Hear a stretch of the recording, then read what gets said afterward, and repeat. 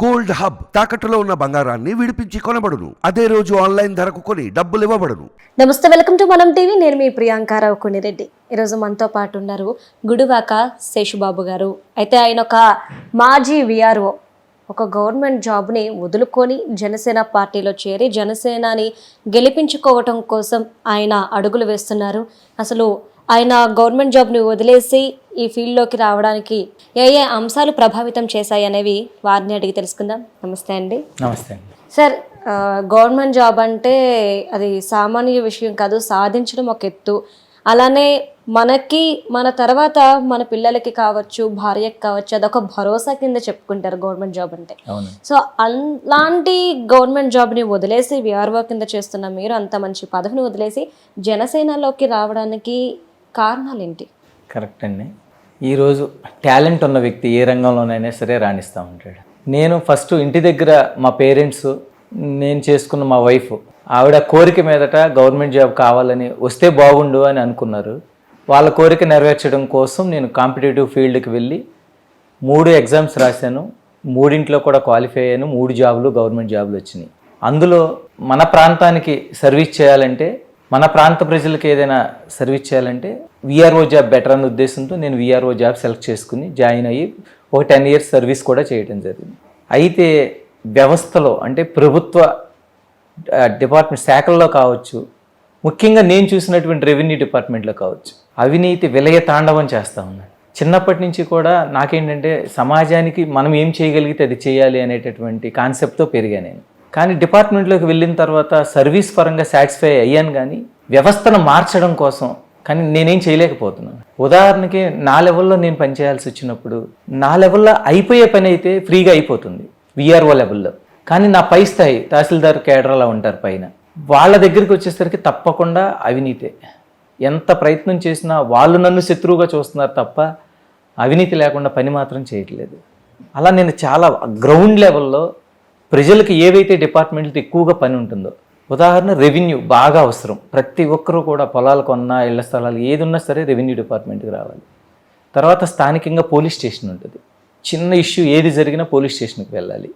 గ్రామ పంచాయతీ ఆఫీస్ ఉంటుంది, హాస్పిటల్ ఉంటుంది. ఇంకా కొద్దిగా తీసుకుంటే sub treasury office, sub register office, ఇలా కొంతమందికి అవసరాలు ఉండే ఆఫీసులు ఇవి ఉంటాయి. ప్రజలకు ఏవైతే బాగా అవసరం ఉండే డిపార్ట్మెంట్లు వీటిల్లోనే అవినీతి ఎక్కువ ఉంది. నేను నా ఉద్యోగంతో పాటు దగ్గర లోకల్లో ఉద్యోగం కావడంతో ప్రజలు ఏదైనా వచ్చి పలానా చోట పని ఉందంటే అక్కడికి కూడా వెళ్ళి వాళ్ళకి చేయించడానికి ప్రయత్నం చేసేవాడిని. కానీ అది చూడలేక, ముఖ్యంగా అవినీతిని చూడలేక, తర్వాత అనుకున్న స్థాయిలో సర్వీస్ కొంతమంది అందించట్లేదు. నా కళ్ళతో నేను చూస్తున్నాను. ఉదాహరణకు ఒక తహసీల్దార్ ఉంటారు, స్థానికంగా ఉండాలి ప్రజలకు సర్వీస్ అందించాలంటే, కానీ ఆయన స్థానికంగా ఉండరు. ఎంతో దూరాన ఉన్నటువంటి సిటీలో ఉండి జల్సాగా కారు వేసుకుని వచ్చి జస్ట్ భోజనం టైంకి ముందు రావటం, కాసేపు వర్క్ చేయడం, తినటం, మళ్ళీ సాయంత్రం కొంచెం ముందే వెళ్ళిపోవటం. అంటే ఎంత టైం అయితే చేయాలో ప్రజలకు సర్వీస్ అందించాలో అంత టైం కూడా అందించలేదు. మరి ఈ మార్చాలంటే ఉద్యోగంలో ఉంటే కష్టమేమో అని అనిపించింది. దానికి తోడు రాజకీయ నాయకులు ఏం చేస్తున్నారంటే వాళ్ళకి అనుకూలంగా ఉన్న వాళ్ళ చేత ఒక రకంగా పని చేయించడం, ఒకవేళ అనుకూలంగా లేకపోతే వేరే రకంగా వాళ్ళని ఇబ్బంది పెట్టడం లాంటిది కూడా కళ్ళతో చూస్తున్నాను. ఇలాంటి పరిస్థితుల్లో ఉద్యోగం కంటే నా మెయిన్ అంబిషన్ ఏదైతే ఉందో ప్రజల్లో మార్పు తీసుకురావాలి, వాళ్ళకి గవర్నమెంట్ ఏదైతే అందిస్తుందో అవన్నీ అందేలా చూడాలి, సమాజంలో ఎవరైతే అన్యాయానికి గురయ్యారో వాళ్ళ పక్షాన నిలబడాలి. ఇప్పుడున్న సాంప్రదాయ రాజకీయవాదుల్లాగా కాకుండా రియల్గా వాళ్ళ పక్షాన నిలబడి న్యాయం జరిగే వరకు కూడా ఫైట్ చేయాలంటే నా ఉద్యోగం కరెక్ట్ కాదనిపించింది. దానికి వేదిక ఇప్పుడున్నటువంటి పవన్ కళ్యాణ్ గారు అందరికీ ఆరాధ్య దైవం. ఆయన వల్ల ఈ సమాజంలో మార్పు జరుగుద్దని మనస్ఫూర్తిగా నమ్మినోడిని. నేను కూడా మెగా కుటుంబ అభిమాని, అందుకోసం రాజకీయాల్లోకి రావటం జరిగింది. అంటే ఒక గవర్నమెంట్ సంస్థలో కొంతమంది వ్యక్తులు సరిగ్గా పనిచేయట్లేదు అంటే పై అధికారులకు కంప్లైంట్ చేసి వారిని మార్చే అవకాశాలు కూడా మనకి ఆప్షన్స్ కూడా ఉన్నాయి. మరి వీటన్నిటినీ కాదనుకొని పార్టీ పరంగా అంటే రాజకీయం పరంగా ప్రజలకి మంచి చేయాలి అని అనుకోవడం వెనుక కారణాలు ఏంటి? అంటే అటువైపు కూడా మీ అడుగులు పడ్డాయా? ఎస్, కరెక్టే. అది మీరు చెప్పింది కరెక్టే. బట్ ఉన్నత స్థాయి అధికారుల దగ్గరే లోపాలు ఉన్నప్పుడు అవి సాధ్యం కావట్లేదు. వారికి తెలుసు న్యాయం ఏది, అన్యాయం ఏది, ఏ ఉద్యోగి పనితనం ఎలా ఉంటుంది అనేది వాళ్ళకి తెలుసు. వాళ్ళు తెలుసుకుంటే నిజంగా ఒక అఖిల భారత సర్వీస్లో ఉన్నాయి ఈరోజు ఐఏఎస్, ఐపీఎస్, ఐఎఫ్ఎస్, ఇలా అలాంటి ఉన్నత స్థాయి అధికారులు కనుక తెలుసుకుంటే మార్పు సాధ్యమవుతుంది. కానీ వాళ్ళు కూడా తలుచుకోవట్లేదు. ఈరోజు కీలు బొమ్మల్లాగా మారిపోయారు. మనం చూస్తూ ఉన్నాం ఈరోజు ఎంత పెద్ద కలెక్టర్ అయినా, ఎంత మంచి పేరున్న కలెక్టర్ అయినా సరే ఆ లోకల్ ఎమ్మెల్యేకి చెప్పినట్టు వినాల్సి వస్తుంది ఈరోజు. అది ఉభయ తెలుగు రాష్ట్రాల్లో, తెలంగాణ, మనం ఆంధ్ర మొత్తం చూస్తున్నాం మనం. అలాంటి పరిస్థితులు వాళ్ళు కూడా ఏం చేయలేకపోతున్నారుగా. మనము నా పైన ఉన్నటువంటి విఆర్ఓ పైన ఉన్నటువంటి తహసీల్దార్ గురించి మనం వెళ్ళి కలెక్టర్ గారికి చెప్తే కలెక్టర్ గారు కూడా యాక్షన్ తీసుకునే పరిస్థితి లేదు. ఒక ఫోన్ కాల్ వెళ్తే చాలు. అంటే ఉద్యోగస్తులు అందరూ కూడా ఈరోజు రాజకీయ నాయకులకు ఊడిగం చేయాల్సిన పరిస్థితి ఏర్పడింది. అలా చేయకపోతే అర్ధరాత్రి ట్రాన్స్ఫర్ వచ్చేస్తుంది. మరి అప్పుడు ఉన్నత స్థాయి అధికారుల వల్ల కూడా కావటం లేదుగా. ఎక్కడ పట్టుకుంటే మనం మార్చగలం అనేది ఆలోచించి రాజకీయం బెస్ట్ వేదిక అనిపించింది.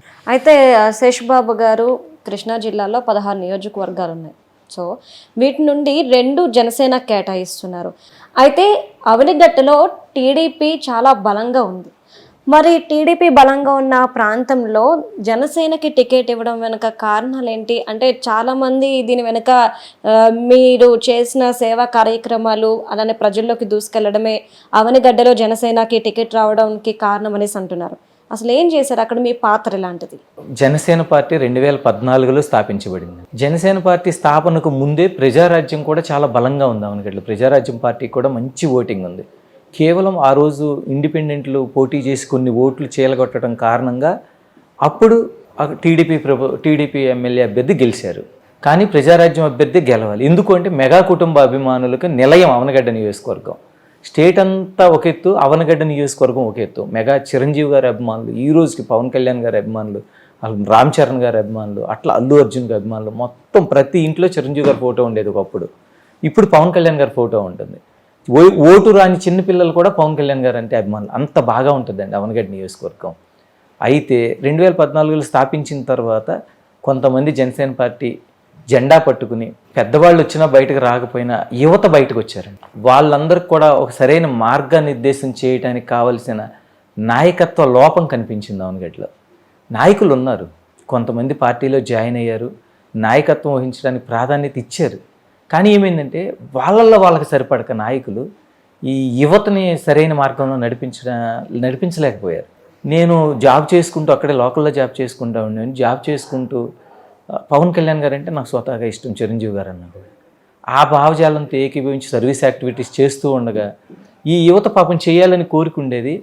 కానీ వీళ్ళకి సరైన గైడెన్స్ ఇచ్చేవాళ్ళు కానీ, ఏదన్నా అవసరమైతే సపోర్ట్ ఇచ్చేవాళ్ళు కానీ బయటికి రాలేదు ఎక్కువ. నేనేం చేశానంటే ఇంకా ఈ లోపం కనిపిస్తుంది కదా అని చెప్పి ఎప్పుడైతే నేను జాబ్ మానుకుని పాలిటిక్స్లోకి వచ్చానో అందరినీ ఒక చోటకి చేర్చడం, కార్యక్రమాలు పెద్ద ఎత్తున చేపట్టడం. అంతకుముందు ఒకరు కార్యక్రమం చేయాలని ప్రారంభిస్తే ఒక నాయకుడు, యువత ఎటైనా సిద్ధంగా ఉన్నారు. జనసేన కార్యకర్తలు ఎవరు కార్యక్రమం చేసినా వెళ్తారు, సక్సెస్ చేస్తారు. అది వాళ్ళ పుణ్యమే. అవనగడ్డలో పార్టీ బలంగా ఉందంటే కేవలం వీళ్ళ పుణ్యమే, కార్యకర్తల పుణ్యం. కానీ నాయకుల్లో భేదాభిప్రాయాల కారణంగా వీళ్ళల్లో కూడా సంఘర్షణ వాతావరణం ఏర్పడింది. నేను చేసింది ఏంటంటే నాయకులు ఎవరు ఏమన్నా సరే, నేను కార్యక్రమం స్టార్ట్ చేసినప్పుడు ఆపడానికి ప్రయత్నాలు చేశారు నన్ను కూడా. కానీ నేను ఆగలేదు. ఇంకా వీళ్ళందరికీ భరోసా కల్పించాలని చెప్పి వాళ్ళకి ఏ అవసరం ఉన్నా, ఏదైనా కేసులో ఇరుక్కున్నారు వెంటనే వెళ్ళటం, మాట్లాడటం, దాన్ని ఏర్పాటు చేయటం. ఏదైనా ఆఫీస్లో పని ఉంది, వాళ్ళకి కావాల్సిన హాస్పిటల్లో పని ఉంది, వెహికల్ అరేంజ్ చేయలేదన్న బయటికి వెళ్ళాలి.